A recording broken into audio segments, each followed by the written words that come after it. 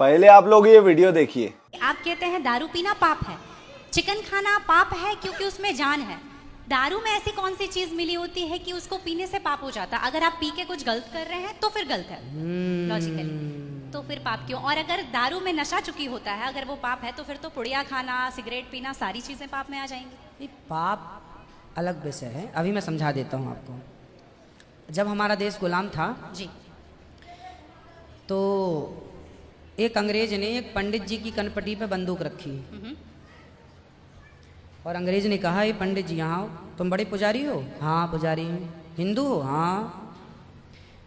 आज मैं तुम्हें गोली मारूंगा। पंडित जी बोले, क्यों मारोगे? बोले, आज 4 चीज़ें तुम्हारे सामने हैं। अंग्रेज ने 4 चीज़ें पंडित जी के सामने रखी। पहले, पराई स्त्री लाके रख दी, तुझे आज इसके संग रहना है। दूसरा, मांस रख दिया, आज तुझे मांस खाना है। और तीसरा, ढेर सारा सोना रख दिया। इतना सोना तो रोज भीख मांगता है ना, ले जा सोना। और चौथी, दारू रख दी, शराब। इन 4 में एक चीज तुझे लेनी पड़ेगी, नहीं लेगा तो गोली मारूंगा। बोल क्या लेता है? पंडित जी बोले, पराई औरत तो मैं नहीं देख सकता, मार दो गोली मुझे, पर मैं पराई स्त्री के, मेरी माँ बहन, मेरे संस्कार ऐसे हैं कि ये मेरी माँ बहन और बेटी है, ये मैं मर जाऊंगा पर चरित्र में दाग नहीं लगने दूंगा, तो ये स्त्री तो मैं नहीं ले सकता। अब मांस भी मेरे धर्म के खिलाफ है, आप गोली मार दो, मैं ब्राह्मण हूं, मैं मर जाऊंगा पर ये धर्म नहीं छोड़ूंगा। और रहा ये सोना भी नहीं लूंगा, क्योंकि मैं भीख इसलिए बेईमानी करता तो भीख क्यों मांगता? मैं ईमानदारी से भीख मांग के खा सकता हूं, बेईमानी का करोड़ों नहीं ले सकता, इसलिए सोना भी नहीं लूंगा। हाँ, पंडित जी को लगा ये तो पानी है, दारू शराब। उनको दारू पानी लगा, ये तो पानी है। पंडित जी को बेचारों को पता नहीं था कि दारू का क्या मजा है। अब उनको लगा ये पानी है, पिएंगे निकल जाएगी। पानी समझ के पंडित जी ने बोला कि चलो, गोली कनपटी में बंदूक रखा है, चलो पी लेते हैं, अभी निकल जाएगी शाम तक। पंडित जी ने दारू पी, और जब दारू पी ली तो दारू जब पी तो नशा चढ़ा।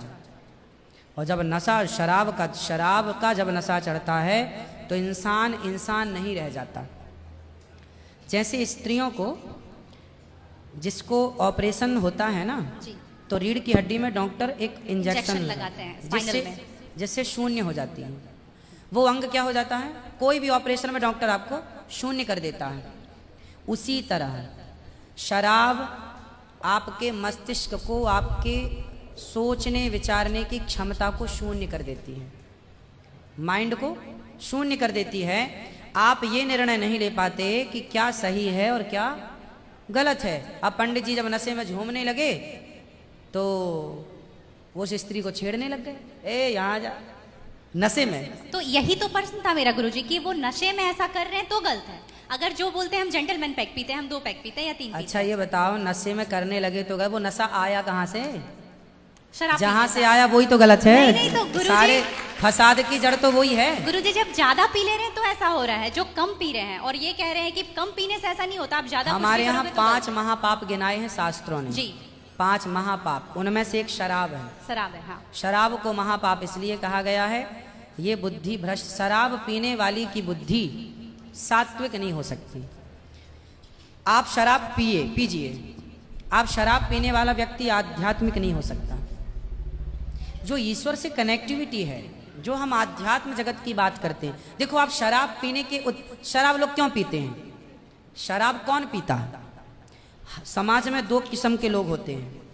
एक वो होते हैं, जैसे मैं सात्विक हूं, आप सात्विक हैं, आप चाहते हैं कि मैं भजन करूं भगवान का, ज्यादा हाय नहीं, शांत खुश भगवान के चिंतन में। एक तो इस प्रकार का आदमी है भगवत चिंतन में, वो ज्यादा खाता भी नहीं। एक आदमी कैसा है जो विषय भोगी है। शराब शरीर को गर्म करती है, शराब शरीर को गर्मी पहुंचाती है। और जो व्यक्ति भोगी होता है, जिसे भोगों को भोगना है, वो लोग शराब का उपयोग करते हैं अपने भोगों की क्षमता को बढ़ाने के लिए। अब जिसे भोगना है वो तो अपनी क्षमता भोगों की बढ़ाए और शराब पिए, परंतु जिसे भगवत प्राप्ति करना हो, ईश्वर से नेह करना हो, मन लगाना हो, संत लोग 1 टाइम भोजन करते हैं, 2 टाइम नहीं खाते। बोले शरीर को केवल जिंदा रखना है, ज्यादा खिलाएंगे तो शरीर ये फिर हानिकारक है। मन भटकेगा। इसलिए यदि आपके अंदर ईश्वर की प्राप्ति की साधना है तो आपका आहार विहार शुद्ध अपने आप हो जाएगा। और मन में यदि कामना है तो फिर लोग तो चरस भी पीते हैं, अफीम भी लेते हैं। ये सब चरस अफीम क्या करती हैं? शरीर को उत्तेजित करती हैं। ये सब शरीर को उत्तेजित करने वाले पदार्थ हैं। तो बाकी जितने भी नशा वाली चीज हैं, हाँ। गुटखा, खैनी, दारू जो भी हैं, ये सारे फिर उतने ही इक्विवेलेंटली सब नुकसानदायक है। खैनी से कैंसर होता है, सिगरेट से लंग्स खराब होते हैं। गुल से क्या होता है गुरुजी? किससे? गुल जो करते हैं, गुल क्या वो होता है? पाउडर एक होता है ना, नहीं वो मैं जानता नहीं। चरस अफीम क्या कहते हैं? क्या है बट ड्रग्स? नहीं नहीं, वो ड्रग्स नहीं होता, डब्बे में आता है गुल। नहीं, वो गांव के लोग को मैंने देखा करते हुए। हाँ, तंबाकू चूना? नहीं वो मैं उसके बारे में पहली बार सुन रहा हूँ, अब रिसर्च करना पड़ेगा वो चीज क्या है। मतलब कुछ भी नशीला पदार्थ देखो गलत तो गलत है। सब गलत है। सब गलत। शराब कौन सी सही है? सिगरेट कोई पिए तो कौन सा समझदार है? आप खैनी खाएं, गुटखा खाएं, अब कौन सही? इसे कौन कहे? मूर्ख ही सही कहेगा, खाने वाला ही सही कह सकता है। तो मतलब सब इक्वली उतना ही पाप है।